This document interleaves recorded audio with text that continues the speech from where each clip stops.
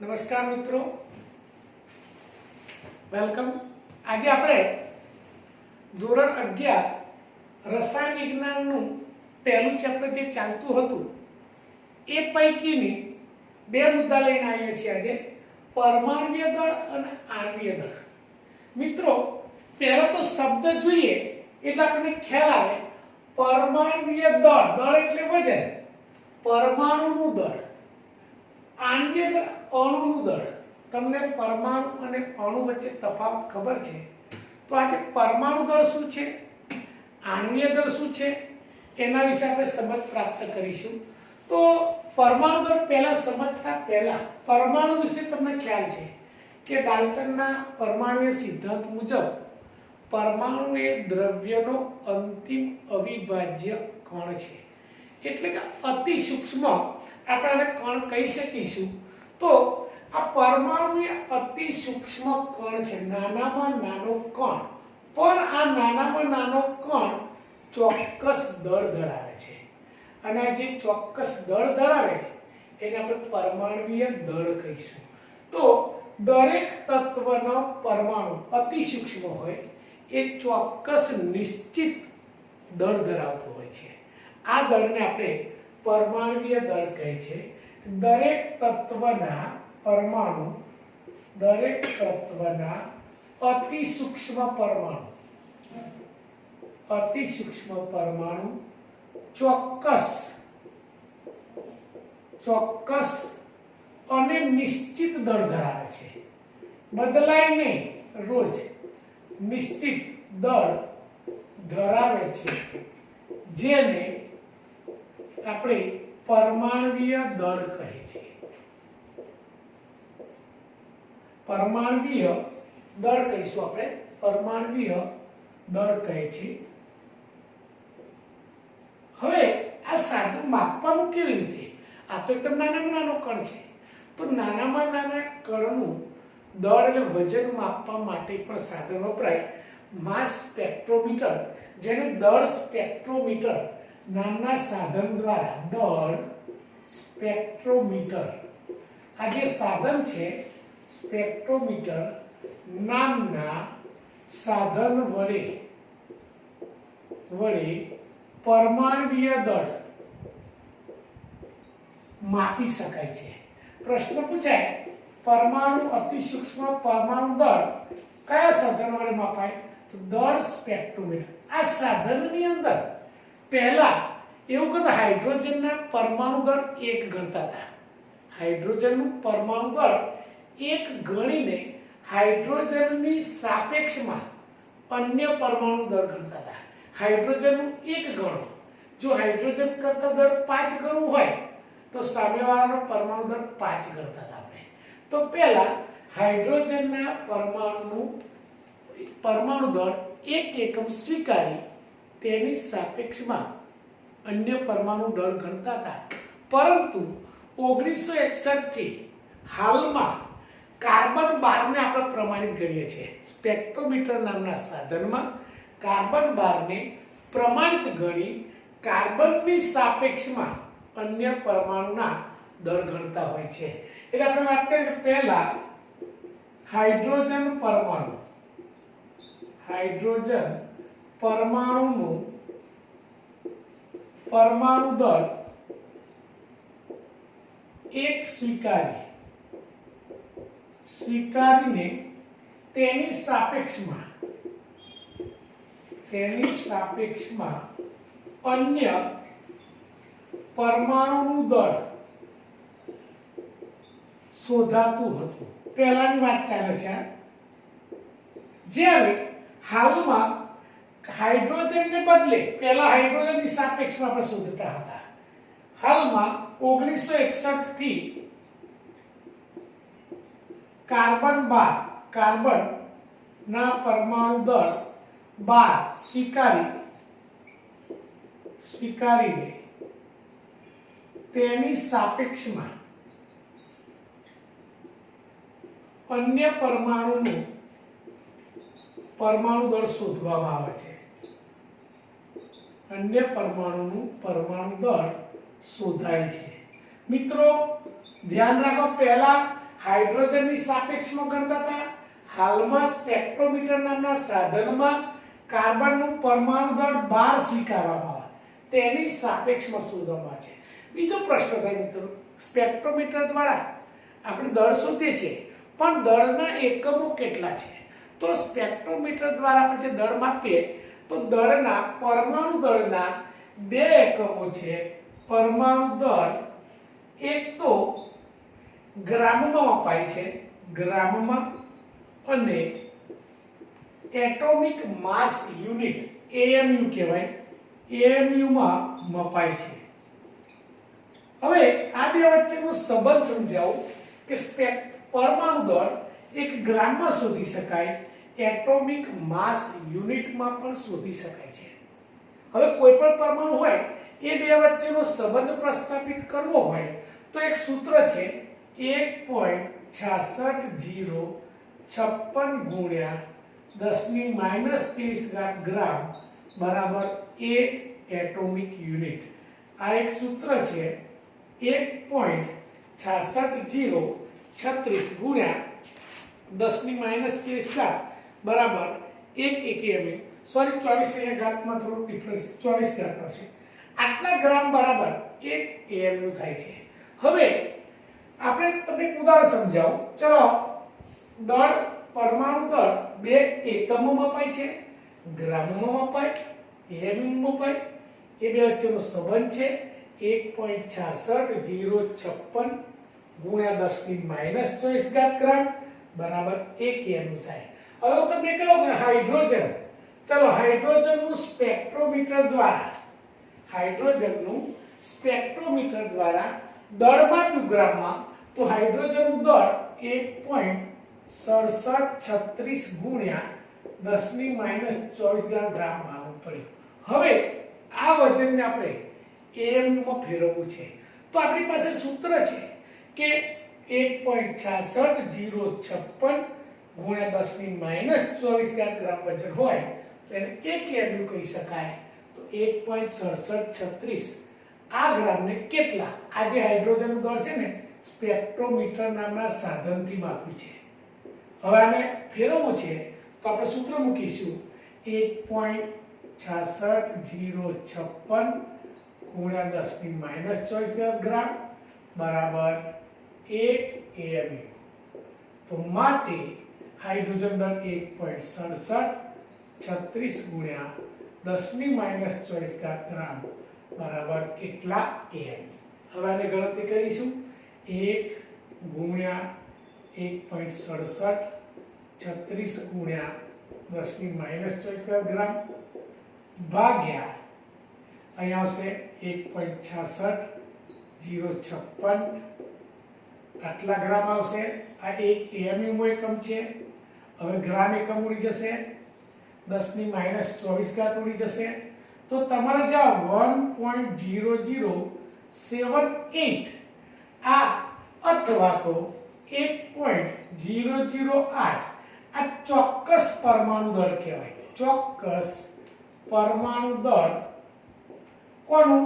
હાઇડ્રોજનનું ચોક્કસ પરમાણુ દળ 1.008. આને એટોમિક માસ યુનિટ AMU અથવા તો યુનિફાઈડ માસ U પણ દર્શાવે, બે એકમ દર્શાવાય.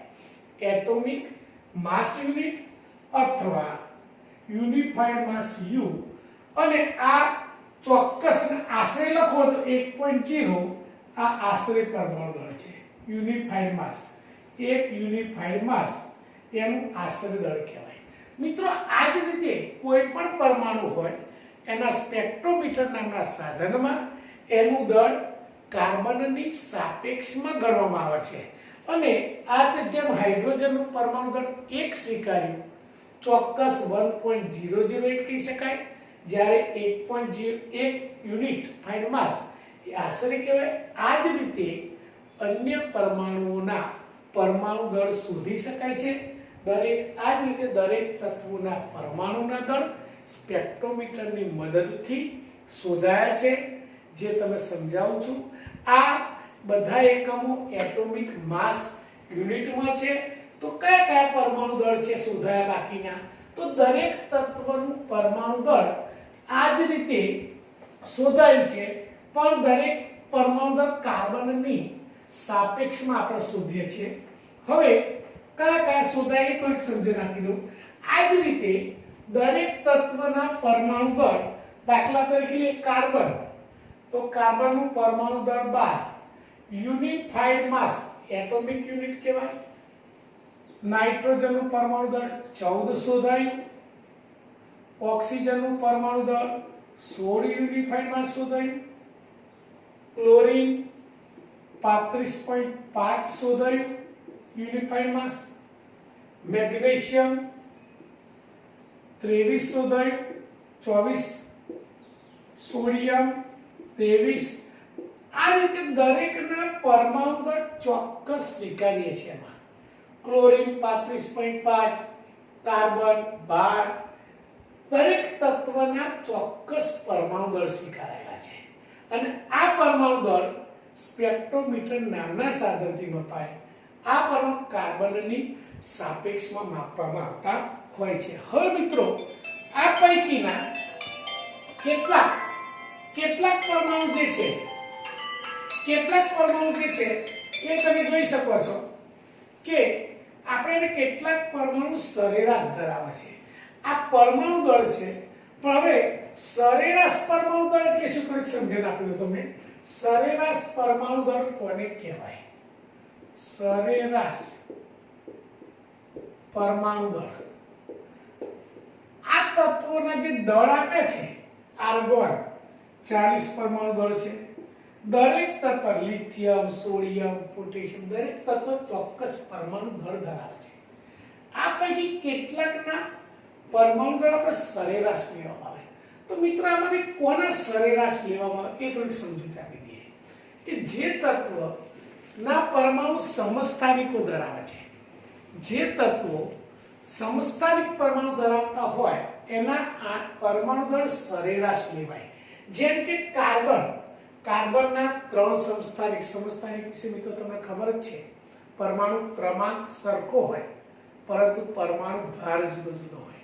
તો કાર્બનના 3 સમસ્થાનિક છે, કાર્બન 12, કાર્બન 13, કાર્બન 14. તો એનું પરમાણુ દળ સરેરાશ લઈ શકાય. આવી રીતે ક્લોરીનના 2 સમસ્થાનિક છે, ક્લોરીન 35, ક્લોરીન 37. તો આનો સરેરાશ લઈ શકાય. ક્લોરીનનું પણ સરેરાશ પરમાણુ દળ લઈ શકાય. આર્ગોનના સરેરાશ લઈ શકાય. તો જે તત્વોના પરમાણુઓ સમસ્થાનિકો ધરાવે છે તેના પરમાણુ દળ સરેરાશ પરમાણુ દળ તરીકે આપણે સ્વીકારીએ છીએ. હવે કોઈ જોઈએ કેવી રીતે સરેરાશ પરમાણુ દળ શોધવા. તો જે તત્વના સમસ્થાનિકો ધરાવે છે એનું કુદરતમાં પ્રમાણ, પ્રચુરતા કેટલી છે એ, અને એનું પરમાણુ દળ કેટલું છે, આ ગુણાકારને આધારે આપણે જુદા જુદા તત્વોના સરેરાશ પરમાણુ દળ આપણે ગણી શકીએ છીએ. દાખલા તરીકે તમને કાર્બનનું પરમાણુ દળ સરેરાશ લેવામાં આવે છે. કેમ સરેરાશ લઈએ એ તમને સમજાવું. કે ધારો કે કાર્બનના સમસ્થાનિકો 3 છે. સમસ્થાનિકો, હવે એનું પ્રચુરતા પ્રમાણ, કુદરતમાં પ્રચુરતા પ્રમાણ, ટકાવારી, અને દરેક સમસ્થાનિકના પરમાણુ દળ છે. આ તમને કુદરતમાં આપેલા હોય. આ માહિતીનો ઉપયોગ કરી આપણે એનું સરેરાશ પરમાણુ દળ શોધી શકીએ છીએ. જેમ કે પહેલી વાત કરું કાર્બન, તો કાર્બનના 3 સમસ્થાનિક છે, C12, કાર્બન 12. હવે કાર્બન 12 છે એનું કુદરતમાં પ્રમાણ 98.892 છે. સૌથી વધારે પ્રમાણ 98.892. જ્યારે એનું પરમાણુ દળ આપણે 12 લઈએ છીએ. તો જો કાર્બનનો પહેલો સમસ્થાનિક કહેવાય C12, બીજો સમસ્થાનિક છે C13, એનું પ્રમાણ ઓછું છે 1.108. જ્યારે એનું જે પરમાણુ દળ છે એ 13.00335. હવે આપણે સરેરાશ કઈ રીતે લઈએ સમજાવું છું તમને. ત્રીજો છે C14. મિત્રો, કાર્બનના 3 સમસ્થાનિક છે, C12 C13 C14 આનું પ્રમાણ કુદરતમાં બહુ ઓછું છે 2 ગુણ્યા 10 ની માઈનસ 10 ઘાત છે અને 14.00317 આટલું ગ્રામ વજન ધરાવે છે। હવે મારે આ સમસ્થાનિકો છે આ 3 સમસ્થાનિકો છે એના પરમાણુ દળ લેવા હોય તો મારે સરેરાશ પરમાણુ દળ લઈ શકાય। કઈ રીતે લઈ શકાય કે સરેરાશ પરમાણુ દળ બરાબર સરેરાશ પરમાણુ દળ બરાબર પહેલો લેવાનો એનું પ્રચુરતા પ્રમાણ ગુણ્યા પરમાણુ દળ પણ ટકાવારીમાં કન્વર્ઝન કરવા માટે 100 વડે ભાગીશું એટલે પહેલા સમસ્થાનિક હોય સૂત્ર લખે છે પ્રચુરતા પ્રમાણ ગુણ્યા એનું પરમાણુ દળ ભાગ્યા ટકાવારીમાં કન્વર્ઝન કરવા માટે 100 તો ત્રણેય સમસ્થાનિકના સરવાળો કરીશું। પહેલું લઈએ છે પહેલાનો 98.892 ગુણ્યા પરમાણુ દળ 12 ભાગ્યા ટકાવારી માટે 100 છે પહેલા સમસ્થાનિક માટે લખ્યું બીજા માટે લખીશું બીજા કૌંસમાં 1.108 ગુણ્યા એનું ટકાવારી પરમાણુ દળ છે 13.00335 ભાગ્યા ટકા માટે 100 વત્તા ત્રીજો છે 2 ગુણ્યા 10 ની માઈનસ 10 ગુણ્યા પ્રમાણ છે 14.00317 ભાગ્યા 100 મિત્રો ત્રણેયના સમસ્થાનિકનું પ્રમાણ ગણશો ને તમે તો ત્રણેયનો સરવાળો કરશો તો સરેરાશ પરમાણુ દળ 12.0011 એટલે આપણે 12 લઈએ છે 12 એટોમિક માસ યુનિટ 12.0011 યુનિફાઈડ માસ અથવા એને 12 તરીકે સ્વીકારે। તો આ જ રીતે ક્લોરીનના પરમાણુ દળ એના સમસ્થાનિક 2 છે એના પર પરમાણુ દળ શોધી શકાય। પછી આર્ગોનના પર સમસ્થાનિક છે એના પર શોધી શકીએ છે। તો પરમાણુ દળ સ્પેક્ટ્રોમીટર નામના સાધનથી મપાય છે 2 એકમમાં મપાય એટોમિક માસ યુનિટ જેને યુનિફાઈડ માસ U કહીએ છીએ। બીજો જે છે એ ગ્રામમાં આ બે વચ્ચેનો સંબંધ ખાસ એમસીક્યુમાં પૂછાય કે 1.66056 ગુણ્યા 10 ની માઈનસ 24 ગ્રામ વજન હોય તેને 1 એમમાં ફેરવી શકાય। આ જ રીતે અન્ય તત્વોના પણ તમે પરમાણુ દળ શોધી શકો છો। મિત્રો આ ઉપરાંત આપણો બીજો મુદ્દો છે આણ્વીય દળ।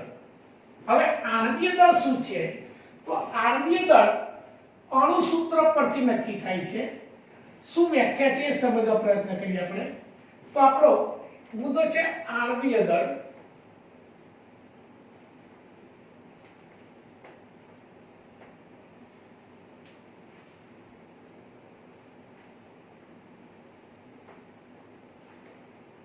આણ્વીય દળ અણુ માટે લાગુ પાડી શકાય છે। આણ્વીય દળ છે શું એ સમજી લઈએ। આણ્વીય દળ આ અણુ માટે લાગુ પાડી છે। જો તમે અણુ સૂત્ર જાણતા હોય કોઈ પણ પદાર્થનું અણુ સૂત્ર આપેલું હોય ને તો અણુ સૂત્રનો ઉપયોગ કરી આણ્વીય દળ શોધી શકાય છે। હવે છે શું અણુમાં રહેલા પરમાણુઓના પરમાણુ દળોનો સરવાળો। આણ્વીય દળ એટલે કોઈ પણ અણુ માટે લાગુ પાડી શકાય। અણુમાં જેટલા પરમાણુ રહેલા હોય એ બધા પરમાણુઓના પરમાણુ દળોના સરવાળાને આણ્વીય દળ કહે છે। એટલે વ્યાખ્યાને લખીશું અણુમાં રહેલા અણુ શાનો બનેલો છે પરમાણુઓનો એ બધા પરમાણુઓના પરમાણુ દળોનો સરવાળો કરવાનો। અણુમાં રહેલા પરમાણુઓના પરમાણુ દળોના સરવાળાને આણ્વીય દળ કહે છે। હવે મિત્રો આણ્વીય દળ શોધવું હોય તો અણુનું અણુ સૂત્ર આવડતું હોવું જોઈએ। અણુ સૂત્ર પરથી તમને પરમાણુની સંખ્યા ખબર પડે એટલે અણુ સૂત્ર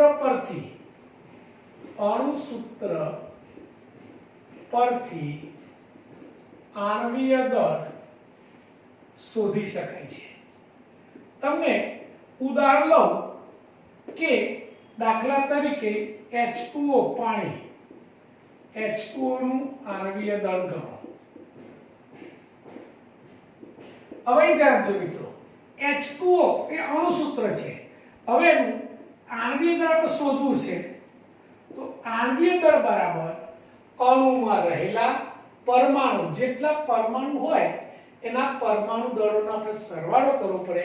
આપ જાણો છો H2O માં હાઇડ્રોજનના 2 પરમાણુ છે, ઓક્સિજનનો 1 પરમાણુ છે. તો સૂત્ર મૂકી 2 કૌંસમાં H નું પરમાણુ દળ વત્તા O નો 1 છે, 1 કૌંસમાં O નું પરમાણુ દળ. ચલો તમે જાણો છો, હમણાં જ ભણી ગયા પરમાણુ દળ. H નું 1, O નું આપણે 16 સ્વીકારીશું એટલે 18 એટોમિક માસ યુનિટ અથવા યુનિફાઈડ માસ. પાણીનું આણ્વીય દળ તમે સિમ્પલ ગણી શકો છો, 18 એટોમિક માસ યુનિટ છે. આપણે ગ્લુકોઝ લઈએ છીએ. ચલો C6H12O6 આનું આણ્વીય દળ ગણવું હોય તો પહેલા અણુ સૂત્ર આપેલું છે. અણુમાં કયા કયા પ્રકારના કેટલા પરમાણુ છે એનો આપણે લખીશું. એટલે ગ્લુકોઝનું આણ્વીય દળ